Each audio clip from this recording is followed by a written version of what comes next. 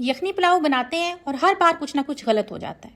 چاول چپک جاتے ہیں، گوشت پھیکا رہ جاتا ہے، یخنی میں وہ خوشبو نہیں آتی اور پلاؤ میں وہ ریسٹورنٹ والا ذائقہ بھی کبھی نہیں آتا. یہ سب الگ الگ مسائل نہیں، ایک ہی غلطی کے مختلف نتیجے ہیں، اور وہ غلطی ہوتی ہے یخنی میں. شروع میں جب آپ سمجھتے ہیں کہ سب کچھ ٹھیک ہے. سب سے پہلے تو یخنی، اور یہاں وہ بات جو یخنی پلاؤ کا پورا ذائقہ طے کرتی ہے یہ لکھ لیں اور مقدار بالکل وہی رکھیں.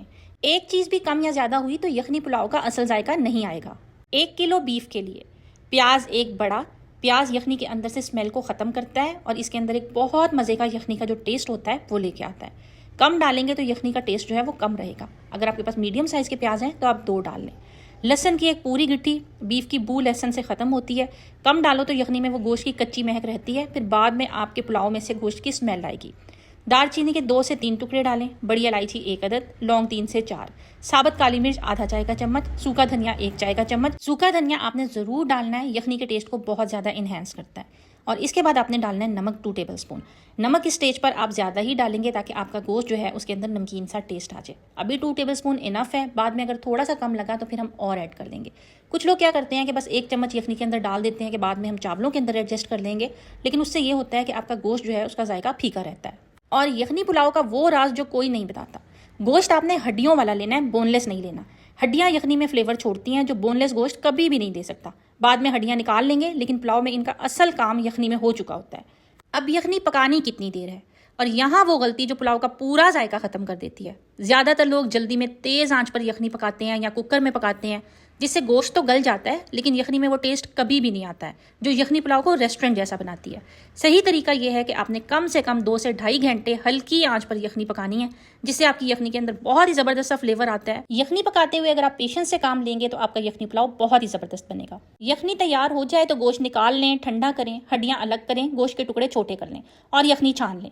پلاؤ کی بیس اب تیار ہو گئی ہے اور اب چلتے ہیں نیکسٹ اسٹیپ کی طرف، اور وہ یہ ہے جہاں پر سب سے زیادہ پلاؤ کے چاول برباد ہوتے ہیں، اور وجہ وہ نہیں جو آپ سوچتے ہیں. چاول پکاتے ہوئے وہ غلطی جو ہر کوئی کرتا ہے. نئے چاول ہیں تو 15 سے 20 منٹ بھگوئیں، پرانے باسمتی چاول ہیں تو 30 سے 45 منٹ. فرق صرف نرمی کا نہیں، بھگونے سے ہر دانہ پکتے وقت یکساں پکتا ہے. اور چاولوں کو دھوتے ہوئے ہاتھوں سے رگڑیں بالکل نہیں، بلکہ ہلکے ہاتھ سے گھمائیں. 4 سے 5 دفعہ چاولوں کو واش کریں اور پھر اس کا پانی پھینک دیں.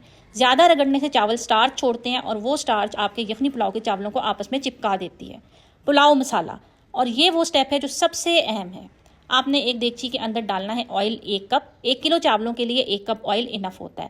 لیکن اس بات کا خیال رکھیے گا اگر آپ بنا رہے ہیں بیف پلاؤ یا مٹن پلاؤ تو وہ جب یخنی بناتے ہیں پکاتے ہوئے تھوڑا سا آئل چھوڑتا ہے یخنی میں، تو آپ نے پھر یہ بناتے ہوئے 1 کپ سے تھوڑا سا کم آئل رکھنا ہے تاکہ باقی کا آئل جو ہے آپ کی یخنی کے اندر جو آئل ہے وہ ایڈجسٹ کر لے گا. پھر آئل میں ڈالیں گے باریک کٹی ہوئی 400 گرام پیاز. کوانٹٹی سے پوچھیں تو 4 سے 5 میڈیم سائز کی پیاز جائے گی. پیازوں کو آپ نے گولڈن کرنا ہے، جلانا بالکل نہیں ہے، کیونکہ اگر یہ جل گیا تو آپ کی جو پلاؤ ہے وہ کڑوا ہو جائے گا اور اس کا کلر بھی خراب ہو جائے گا. پھر ڈالیں گے 2 دار چینی کے ٹکڑے، 4 کالی مرچیں، 1 ہری الائچی، 2 لونگ. 30 سیکنڈ فرائی کریں گے، زیادہ دیر نہیں ورنہ مسالے جل جائیں گے.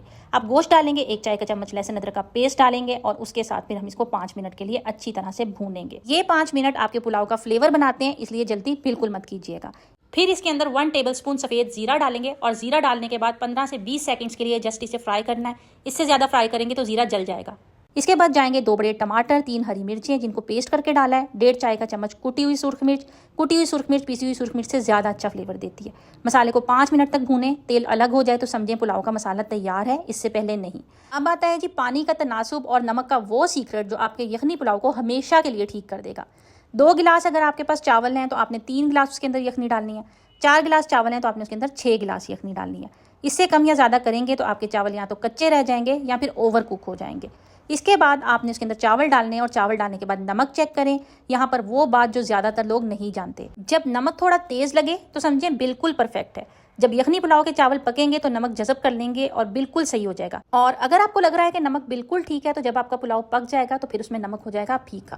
اور اب آتا ہے جی سب سے آخری اور سب سے نازک مرحلہ دم کا. اور یہاں ایک غلطی ہے جو ساری محنت ضائع کر دیتی ہے. جب آپ کے چاولوں میں ہلکا ہلکا سا پانی باقی رہ جائے تو سمجھ جائیں کہ پلاؤ کے دم کا وقت آ گیا ہے. توا نیچے رکھیں، ڈھکن پر کپڑا رکھیں. کپڑا بھاپ جذب کرتا ہے جو واپس چاولوں پر نہیں گرتی. ڈھکن بند کریں. پہلے 30 سیکنڈ کے لیے آپ نے فلیم کو تیز رکھنا ہے اور پھر بالکل دم والی آنچ کر دینی ہے اور 20 منٹ کے لیے آپ نے اپنے چاولوں کو دم دینا ہے. 20 منٹ سے پہلے آپ نے ڈھکن بالکل نہیں کھولنا. ایک بار اگر بھاپ نکل گئی تو یخنی پلاؤ کا دم نہیں ہوگا. چاول اوپر سے نرم لیکن اندر سے کچے رہ جائیں گے. 20 منٹ کے بعد کھولیں، تھوڑی دیر کے لیے اس کی بھاپ باہر نکلنے دیں، 5 منٹ کے لیے ایسے ہی چھوڑ دیں، اور اس کے بعد پھر آپ اس کو ہلائیں اور سرو کریں۔ اس 5 منٹ میں آپ کے چاول بالکل سیٹ ہو چکے ہوں گے اور اب ٹوٹیں گے نہیں۔ یہ ویڈیو ابھی کسی کو بھیجیں جو پلاؤ بناتا ہو، اور کمنٹ میں بتائیں آپ کے پلاؤ میں سب سے زیادہ کون سا مسئلہ ہوتا ہے۔